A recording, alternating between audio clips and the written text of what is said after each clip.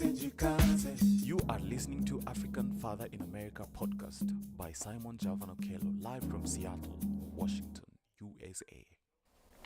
Greetings, beautiful people. My name is Simon Javan Okelo. I am in Seattle, Washington, and I am really excited to be here with you for another episode of the African Father in America podcast. And we are live streaming across multiple platforms. We are live streaming on YouTube, on Facebook, on LinkedIn, and also on X, formerly known as Twitter. And today I have a really special guest. Wayne Metho is my guest here. And Wayne is a really incredible human being. Whenever we talk, he's always helping someone or involved with a project somewhere that is helpful to somebody. But particularly, he is an experienced logistician that specializes in event production. He's got, a ton of, experience ensuring that exhibitions work well, events work well. And we were beneficiary of his skills with the recent Madaraka Festival.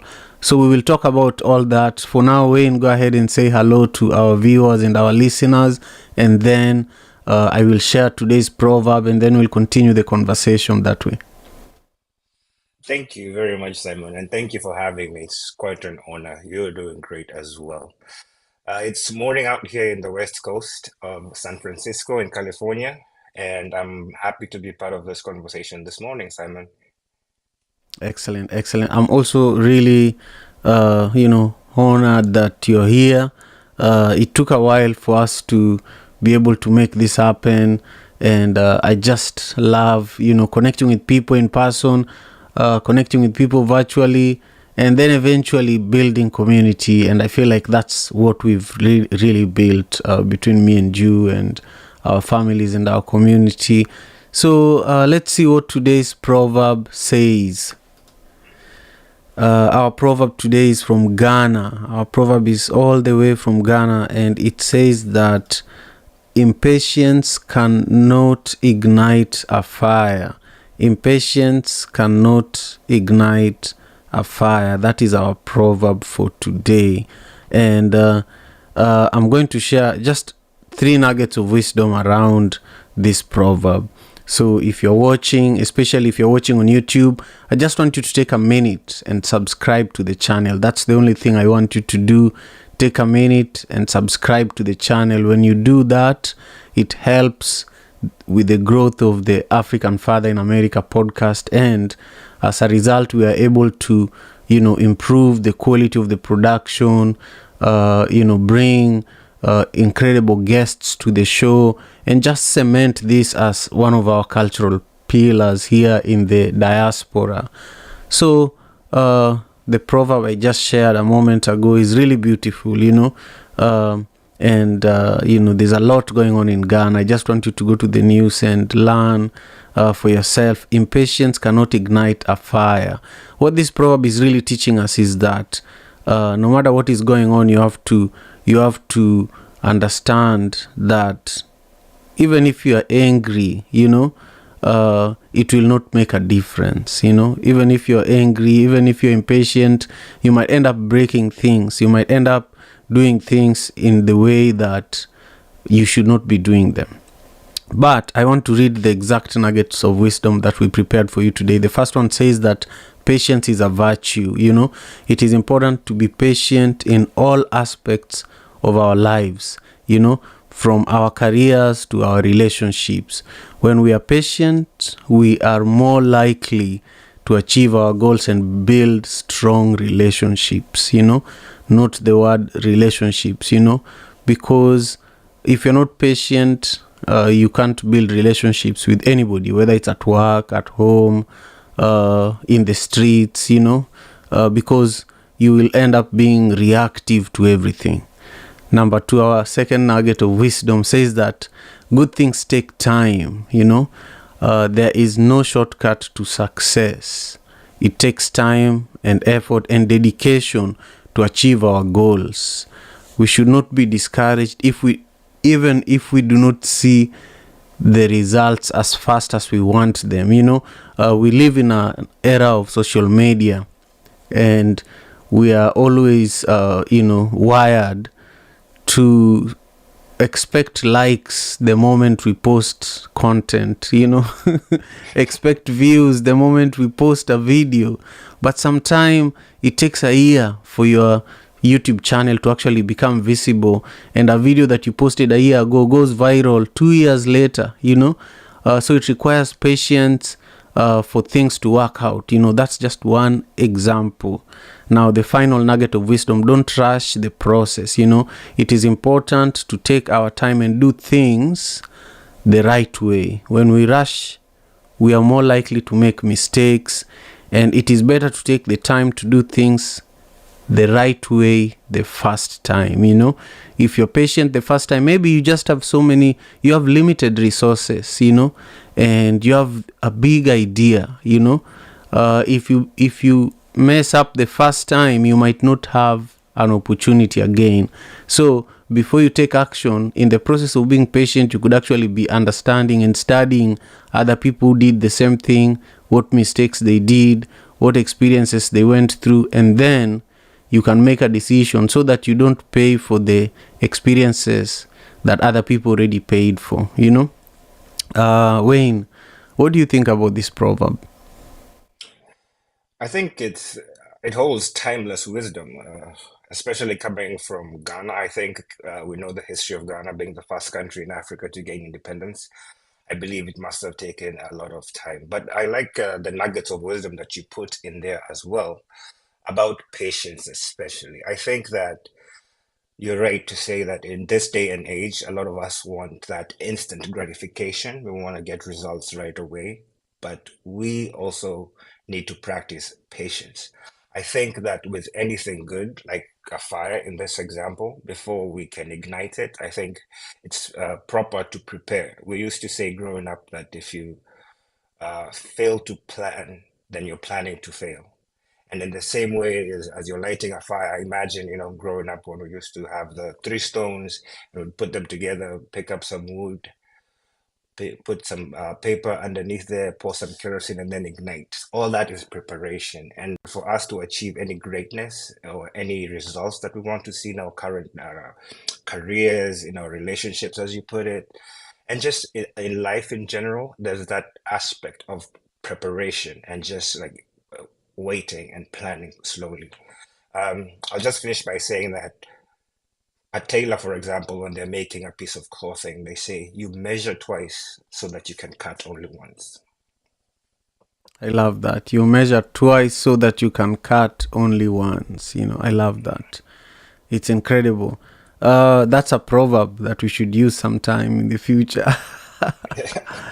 Yeah, so Wayne, one of my favorite questions to ask guests on the African Father in America podcast is for you to share a story, something that happened when you're 8 to 12 years old that continues to drive you today.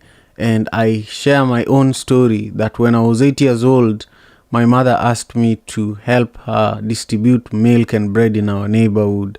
I was not the only one she asked to do this. She asked multiple other people, my cousins, my older brother, and she also hired actually adults, and she gave all of us bicycles. She would buy bicycles, used bicycles from different people, and then our job was to put crates of milk and bread in the back of the bike, on the carrier of the bike, and we would distribute it in our neighborhood. Everybody had their own zone, where we made sure milk and bread got there before 6 a.m., So the distribution started around 2 a.m. in the morning. So I attribute the discipline I have today of waking up early, of taking risks, and producing a major event like the Madaraka Festival over the last 9 years. I attribute all of this to my mother's mentorship, and she was a tough woman. She was not a pushover. Even a lot of men had to give away because she was always very, very determined. So I give her credit for a lot of the success that I have. So I want you to go back and reflect and share with us a story that makes you who you are today, because I feel that you're one of the most, outstanding young Kenyans I've met here in the diaspora. I'll talk more about it later, but I think go ahead and share where this drive comes from.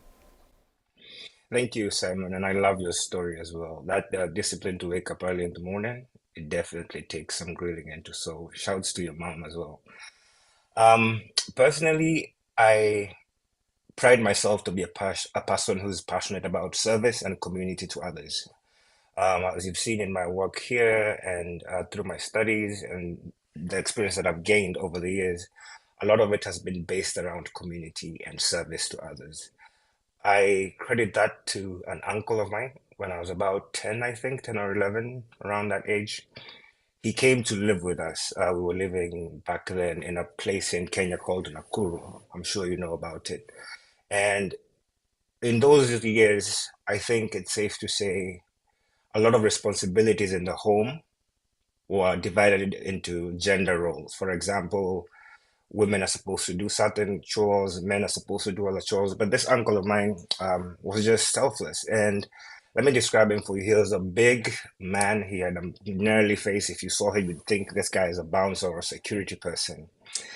But the kind of work that he ended up doing for us and with us included taking care of us, taking care of the home, just helping mom with cooking, helping around the house with things like laundry. And he was very humble to the extent that people just got to like him. And the benefit that he left or imparted with me is that regardless of how much success we have, regardless of how much strength we think we possess, it's always better to be humble. And service comes from a place of humility. So in my work, in my career, also I did hospitality work in Nairobi for 5 or something years. Here also I've worked in communities to help other people. And even with the nonprofit where we met, it was all towards service to others. So that's a memory and that's a person in my life that really sticks out. And I remember to always be humble every day. I love that. I love that. And, speaking about how we met through a nonprofit, I want to speak about that for a moment. But I first want to take a minute and really thank all our viewers and listeners. I see you all over there on YouTube. I just want to ask you to comment on this conversation and give this video a thumbs up, for those who are live right now. Just comment down below and give this video a thumbs up.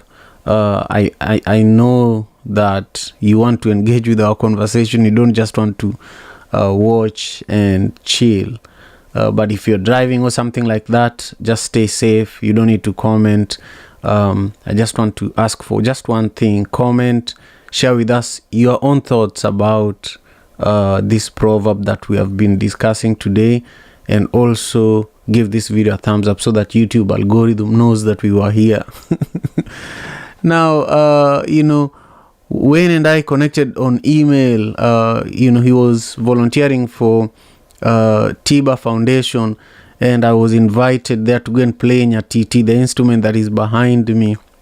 So I went to San Francisco, and Wayne picked me up. He was driving this big truck, and we connected. I was surprised to be picked up by someone from Kenya. So I was very, very, excited. I felt safe. I felt great the entire time I was in San Francisco.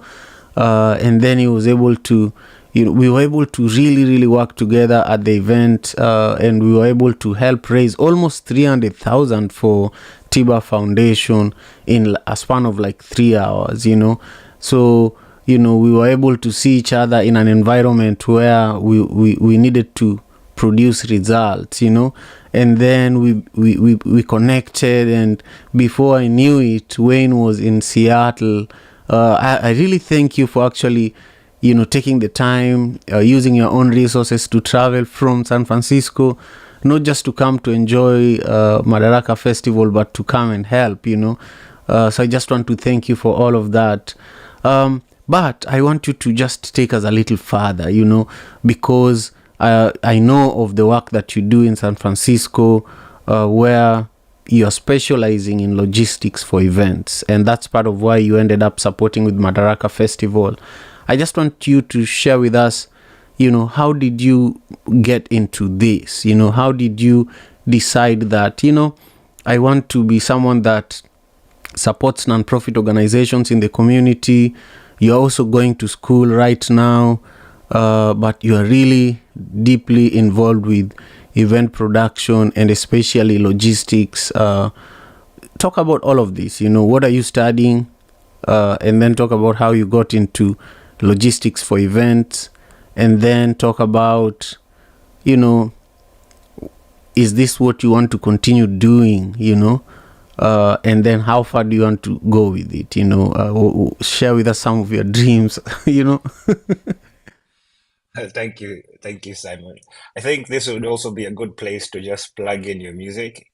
When we corresponded, or when you were coming over to San Francisco, I was given your name and I was told this guy is really good. You should listen to him. And so I went on Spotify and I looked up Simon Okelo, and oh my gosh, you are amazing. You do not do it justice when you don't plug it. So look up Simon Okelo if you can. He has really amazing music. Yeah. So in line with being of service to others, I think that it started from a place of love and a place of heart and a place of wanting to be in the entertainment industry. While in Kenya, I did some work for Homeboys Radio. Shout out to Homeboys Radio. I was a news editor and presenter over there. And that experience just made me want to know and learn more about events, coordination, logistics, because going from a concept or a writing table to actually pulling together an event like you have done for the last 9 years, you must know this is heavy logistical work. I want to also talk about Tiba Foundation just for a second, where we met. Tiba Foundation is a great nonprofit. They have done a lot of work in rural Kenya, helping girls especially, and hospitals. I came about Tiba because, again, I was just trying to help out, give back to my community. And being somebody from Kenya, this was a great space. It started out as an internship. I was still at San Francisco State University.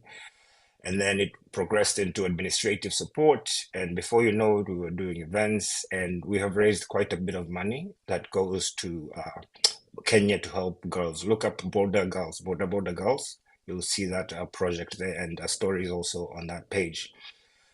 After undergrad in international relations, Simon, as you know, I moved into the workforce. I have done a bit of work with SF Jazz. San Francisco Jazz is an events company as well. They have hosted the greats such as Barack Obama, who gave a speech there. And if you're a jazz enthusiast, there's John Coltrane, who has performed there, among others. The list is endless. My time there began, like the proverb says, impatience cannot ignite a fire. So when I walked into this organization, I was an artist assistant. Basically, I was doing work on the studio, on the studios, on the stage, setting up, pulling down setups and things like that. Sometimes assisting artists coming in and going out uh, through events, through the shows. And this just magnified the passion that I have. First, I'm helping people and I like logistics. So it just all came together and meshed really well. And then when I came to Seattle to see you, I think that experience also was quite impactful for me and in my career perspectives. I want to say it was a great experience. There was a lot of moving parts, but once you get in there and you understand what the outcomes are supposed to be, you kind of become part of the machine. So you're a cog in the machine, like who's handling what artist, who's handling what aspect of the stage, and things like that. And that way, I just got to learning, and I'm still learning, and I would love to end up in logistics coordination for bigger projects, especially in the field of diplomacy. I am doing my graduate program at the Middlebury Institute of International Studies at Monterey. I'm taking a joint master's program there, International Policy and Development, and also International Trade and Economic Diplomacy. These two will help me understand the workings of organizations such as the United Nations, the formation of regional bodies, including states like the BRICS coming up right now, the impact of China on the world, and things like that. This understanding will push me towards giving back, giving back to Kenya, giving back where the resources are needed.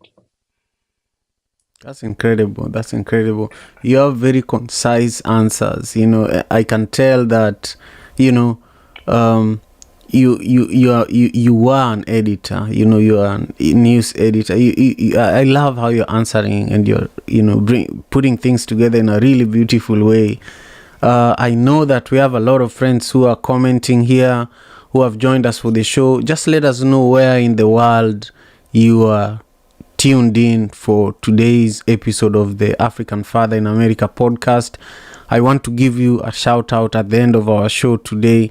My guest is Wayne Methu, who is an experienced logistician, originally from Kenya, currently based in San Francisco, and he's been sharing with us his own perspective on today's proverb. He has shared with us his story, and we are continuing to learn a little more about him.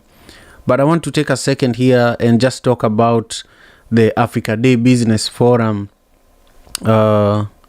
I'm going to pull a nicer image of the Africa Day Business Forum. This one. Yeah, so Africa Day Business Forum is coming up this Saturday, September 30th at the Motif Hotel in Seattle, and it's from 8:30 to 10 p.m. And I want you to join us there. Go to Eventbrite and get a ticket for the Africa Day Business Forum. This is an incredible event that is organized by one of the first Kenyans to come to the Pacific Northwest in the 60s. His name is Mr. Peter Gishuru, and one of the people that he came and found in Seattle. The only person that was in Seattle before him from Kenya was the founder of Royal Media Services, and so they literally lived together, went to school together, and you can tell that these are the kind of elders that we need to pay attention to. Mr. Gishuru was responsible for bringing Nelson Mandela to Seattle, Desmond Tutu, and he continues to bring many governors from Kenya, from Congo. A lot of ambassadors from across Africa attend this annual Africa Day Business Forum, and it's happening this Saturday. So if you are in Seattle, you can't miss this one, and if you are unable to pay for the tickets because they're very pricey, just let me know and I can make arrangements for you. I really want young African people and any young person who really wants to understand what's going on in Africa now, what are the business opportunities that are available for you if you're in the diaspora, what companies are thriving and how can you connect with them and invest and even get your business to be present in Africa. There are a lot of U.S. government officials that also attend this forum, U.S. banks that fund major projects in Africa also attend this forum. So I just don't want you to miss it, So if you can, go to Eventbrite and get your ticket for Africa Day Business Forum this Saturday at the Motif Hotel in Seattle. Again, I'm here with my wonderful guest, Wayne Methu. And Wayne, I want you now to just take a minute and share with us, we've talked about a childhood story that inspires you, that drives who you are today. We've talked about your work, where it is, where it's going, and some of your dreams, where you'd like to go ultimately. But one of my favorite things to also ask my guests is, just what is it that you're doing now that you want anybody who is listening or watching to support?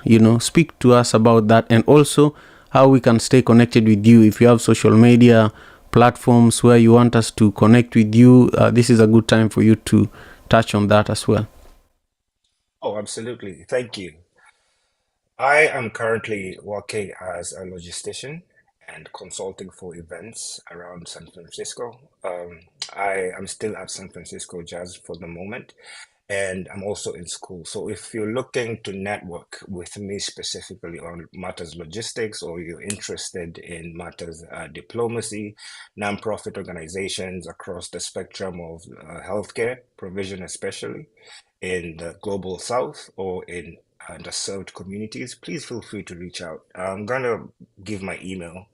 It's methowayne@gmail.com. That's METHO Wayne@gmail. And that's the best way to reach me for any kind of, or any such connections. I'm also on X, formerly Twitter, Wayne Metho. I am on Instagram, Areche1, ARECHE1, the number 1. That's where I also look at a lot of information that we share together. And feel free also to professionally look at how we can work together. I'm on LinkedIn. That's Wayne Metho again. And those are the easiest and quickest ways to reach me. In terms of my work, Simon, I just want to make sure that I graduate from my program and then hopefully get going in DC. Eventually, I look to go to Washington, DC, and work with the Kenyan consulate and the Kenyan community there too. It'd be quite interesting to see what goes on in those parts of the world. Man, I love that. You could be the next Kenyan ambassador,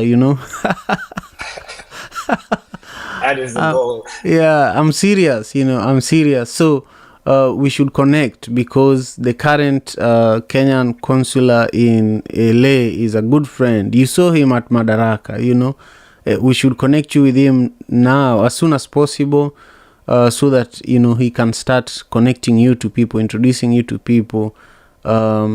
Yeah, I love that. I love your ambitions. Now, is there anything that I didn't ask you that you really wanted to talk about today? When you thought about our interview, our conversation today, think about something that I haven't asked that you really want to speak about. I think if there was a parting shot, so to speak, I would just go back to our proverb today and remind ourselves that, patience really goes a long way. Simon, you've been doing this for the Madaraka Festival for 9 years. I think looking back, it's taken quite a bit of patience, preparation.